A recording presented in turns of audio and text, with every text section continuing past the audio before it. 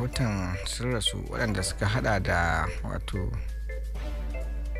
kallon mutane 20 ne da suka hada da mata da ƙananan yara suka nutse a kogin Guni a lokacin da suke gudun hijira sakamakon harin da 'yan bindiga suka kai musu.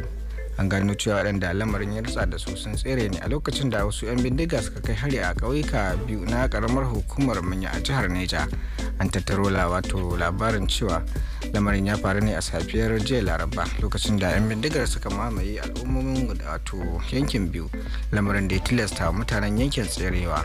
Majiyoyi sun ce waɗanda lamarin ya rutsa da su na tsallakawa kogin zuwa sansanin 'yan gudun hijira na wato Zumba da kuma Gwada ta cikin kwale-kwale. Wani mazaunin wato garin mai suna Shehu Abubakar ya shaida wa manema labarai cewa jirgin na dauke da lodin da ya wuce kimani, lamarin da ya sanya aka samu wato matsala ta nitsewar jirgin. Jami'an hulɗa da jama'a na rundunar 'yan sandan jihar Neja DSP Wasu Abayedin da amsa kiran wayar da aka yi masa ba kan ƙarin bayani na wannan wato abin da ya wala na yi musu ai na faɗi da iyana da iyalina duga masu duk wanda ya zage na yahe mashi, nura halin na yahe mashi. Duk wanda ya ga abubuwan da ya faɗa jiya ba su nuna ko da miskala zarratin ya yi nadama da abin da ya yi ba, ko ya yadda da abin da muke koke a kan shi. Kuma ba wani abu muke koke a kan shi ba. 'Yan social media masu son su faɗi abin da suka ga dama, mu mun ce mun dakatar da shi ne saboda yana ce ma mutane kar su fito jefa ƙuri'a sai sun tambayi 'yan siyasa sun ba su amsa damsassa cewa ina zaman lafiyar da suka zaɓa. In ba su ba su wannan amsa ba kada su fito jefa ƙuri'a. To mu kuma mun san halin da ƙasar nan take ciki. Maƙiya ƙasar nan da su malam na bakin kogi waɗanda su suna ganin sun gaji da irin zaman da ake yi a halin yanzu a ƙasar nan, so suke su kama gabansu. Ba abin da ya rage masu yanzu da su da maƙiyan ƙasar nan face zaɓen nan a gaban yiwu ba, a shiga rikici, a hargutsa mutane, a shiga cikin bala'in da ba a zaton za a shiga. Abubuwan da muka sani game da wannan al'amari ba abin da za mu faɗi ba ne a kafafen watsa labarai. Mu ba maganar muke wanda zai ci zaɓe ba, a'a mu maganar da muke zaɓen nan ya yiwu, duk wanda ma zai ci zaɓen ya ci, don mu san yin zaɓen insha Allahu shi ne abin da zai kunyatar da maƙiyan ƙasar nan, masu son su tayar da tarzoma a cikin ƙasar nan, waɗanda ba sa son a zauna lafiya a ƙasar nan, musamman ma a arewacin Najeriya. Kuma ni babban abin da ya ƙara bani takaici da Malam Nur Halid, na zauna da gani sai shi, na gaya mashi fa halin da ƙasar nan take ciki game da zaɓe yana da haɗari. Kuma na ce mashi tun da ka zo masallacin nan kana suka gwamnati, amma sukan da kake ta gwamnati har yanzu bai haifa wani ɗa mai ido ba. Kuma ita gwamnatin Buhari ya shekara 7 kana sukarta.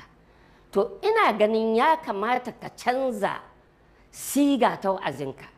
Abinda nake son ka yi yanzu daga nan har zaɓe, ka riƙa jawo hankalin 'yan Najeriya musulminmu da kiristanmu, mu koma ga Allah, mu tuba ga Allah, mu yi ta istighfari, mu gyara halayenmu. Kowa ya san tsakanin shi da Ubangiji. Wannan ita ce manufa na faɗa mashi, na ja mashi ayoyin Ƙur'ani na suratun Nuh, na ce ga umarnin da Allah ya bayar, kuma idan an bi wannan umarni na Allah na a tuba, a yi istighfari, a gyara halaye, a koma gare shi, shi ko shakka babu Allah ya tabbatar mana da za mu samu mafita. Ni abin da ke ce mutane, ko shugaban ƙasar 'yan kama baya son a lokacin shi a ce ƙasa ba ta zauna lafiya ba. 'Yan kama suna cikin rikici kullum banda faɗa ba abin da suke yi. abinda ko shugaban ƙasar 'yan kama ke so a ce 'yan kama sun samu walwala, sun samu ƙarin tattalin arziki, sun zauna lafiya, sun samu kwanciyar hankali da lumana, balle wanda ke shugabancin ƙasa. Saboda haka abin da ke ƙarara shine abin nan ya fi ƙarfin kowa, kuma karantawa alƙur'ani da manzo sallallahu alaihi wasallam shine idan mutane sun lura da wani bala'i ya taso wanda ya ƙarfin kowa to su koma ga Allah. Da yawa na ga irin waɗannan abu ga social media, wasu ma cewa suke wani mukami nake nema a bani, wasu suna cewa kuɗi aka bani, wasu ma suna cewa wai ai saboda Abdullahi Adamu sabon chairman na APC abokina ne shi yasa nake kare gwamnati. In gwamnati nake karewa shi Allah da halicce ne ya sani, ni ba mutane nake so in faranta ma rai ba, Allah nake son ya ji daɗin abin da nake yi.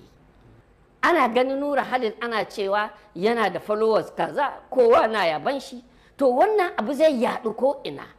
To idan ya yaɗu ko ina a cikin ƙasar nan, Allah shi kaɗai sa abin da zai biyo ba, domin irin waɗannan abubuwa ba fa wa'azi ba ne, sabon Allah ne, don riyaci. Shi Malam Nura Khalid dalilin ma da ya sa na ba shi wannan shawara ta ai ta gaya ma mutane a ta addu'o'i a tuba ga Allah, a ta istighfari. Dan Sadau sai da muka kai ana sai da lita ta man fetur 4,000. Shekarar mu 10 da wata 6 ba ranar da ba aka sha ɗan adam ba. Da na ba da shawarar ai ta addu'o'i, ai ta istighfari, a koma ga Allah, masu zarafi su rika ba da sadaka a cikin ƙasar.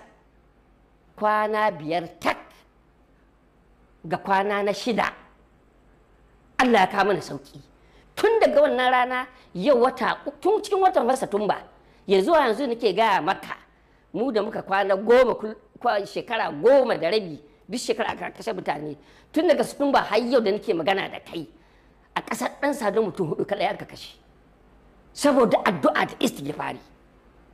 Malam Nur Khalid na faɗa masa wannan magana, na ba shi wannan labari, na ce shi ne da yasa nake son a ba mutane.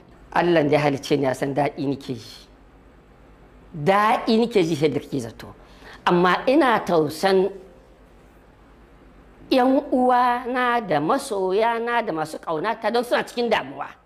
Da yawa sun bugo mana waya, yaran da ke zagi na a social media da sun san haɗarin da ke tattare da zaɓe ya ƙiyuwa, wala da madin su zagin da ya bar za su, to ni ma san sai ni na fi son zagin.